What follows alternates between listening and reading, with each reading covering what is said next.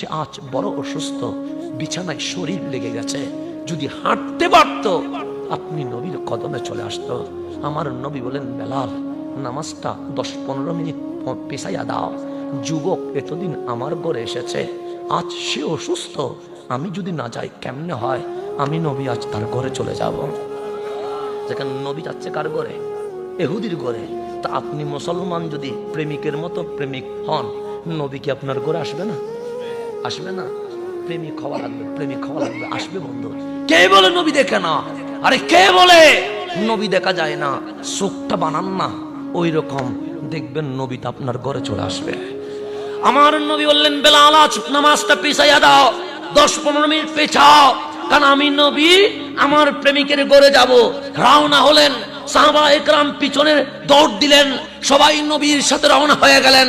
নবীজি তার ঘরে পৌঁছলেন, সামনের দরজায় টাক টাক আওয়াজ করলো। ওই ইহুদি যুবকের বাবা দরজা খুলে দিল। আমার নবী ভেতরে ঢুকলেন, দেখলেন যুবক বিছানায় শুয়ে আছে। রাসূলকে দেখে চোখের পানি টল টল করে পড়তে লাগলো। ভাবতে লাগলো, আজ অজুর পানি দিতে পারি নাই, আজ গামছাটা দিতে পারি নাই, আজ জুতাটা বুকে নিতে পারি নাই। আমার নবী এগায়া গিয়ে নুরানি হাত যুবকের কপালে রাখতে দেরি তাড়াতাড়ি তুলে ফেললেন। সাহাবায়ে কেরাম ডাক দিলেন, নবীরে আপনি অসুস্থ মানুষের শরীরে হাত রাখলে সহজে তুলেন না, কিন্তু আজকে রাখলেন, চটপট করে তুলে ফেললেন। কারণ কি? আমার নবী বলেন, ভয়ানক অবস্থা, আমি দেখতে পাচ্ছি তার শরীরে আজরাইল উঠে গেছে, সে সাকারাতের বিছানায়, আর কিছুক্ষণ পর সে দুনিয়া থেকে বিদায় নিয়ে যাবে। আমার নবী তার দিকে তাকায় বলে, যুবক তুমি আমার খাদেম, আর কয়েক মিনিট পর তোমার ইন্তেকাল হয়ে যাবে।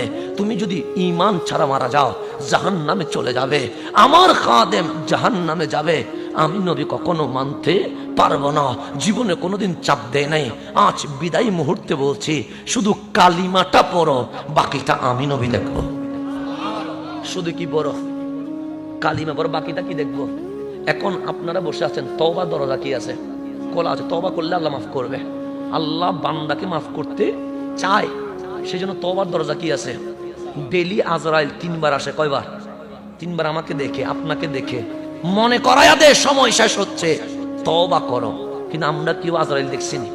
কিন্তু যেদিন চোখ আজরাইল দেখবে, তওবার দরজা কি হয়ে যাবে?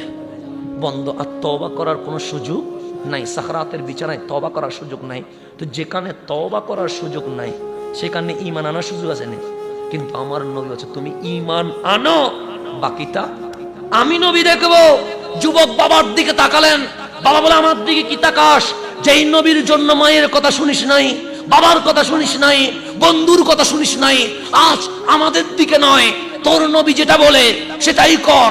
আমার নবীর কণ্ঠে কণ্ঠ মিলিয়ে যুবক বললেন, লা ইলাহা ইল্লাল্লাহু মুহাম্মাদুর রাসূলুল্লাহ সাল্লাল্লাহু আলাইহি ওয়াসাল্লাম। কালিমা পড়তে শেষ, যুবকের জান কবজা হয়ে গেছে। ইন্না লিল্লাহি ওয়া ইন্না ইলাইহি রাজিউন। যুবক মারা গেলেন। আমার নবী নুরানি হাত দিয়ে তার খোলা 2টি চোখ বন্ধ করে দিলেন।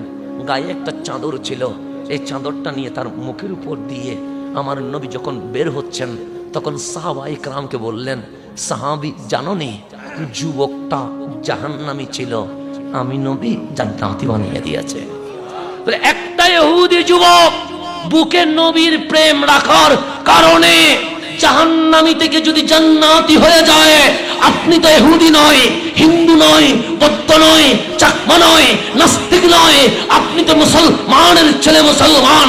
আপনার বুকে যদি নবী থাকে, আপনার কি অবস্থা হবে? সেই জন্য আমি বেশি বেশি নবীর কথা বলি। কেন?